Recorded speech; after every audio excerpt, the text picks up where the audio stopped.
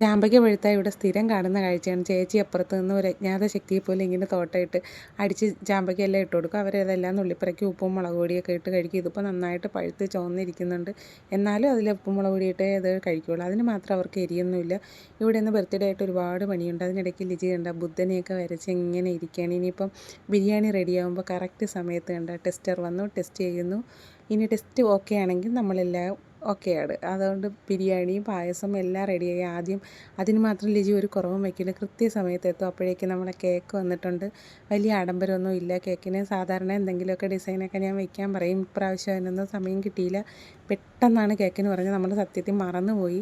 പിന്നെ അവർ മൂന്നുപേരും കൂടെയാണ്, ആരെ ബർത്ത്ഡേ ആയാലും അവർ മൂന്നുപേരും കൂടെ തന്നെ കേക്ക് കട്ട് ചെയ്യും. നമ്മൾ പിന്നെ അതിൽ ഇടപെടാനൊന്നും പോകില്ല. തലയിലിരുന്ന് മിന്നുന്ന തലപ്പാവ് ഉണ്ടല്ലോ, അത് നമ്മൾ ശിവഗിരിയിൽ നിന്ന് വാങ്ങിച്ചതാണ്. പിന്നെ ഇതൊക്കെ ഉണ്ടായിരുന്നുള്ളൂ. ചെറിയൊരു ബിരിയാണി തട്ടിക്കൂട്ട് പരിപാടി അച്ഛൻ വെച്ചതാണ്. അപ്പോൾ ഇത്രയേ ഉള്ളൂ നമ്മളെ ബർത്ത്ഡേ പരിപാടി.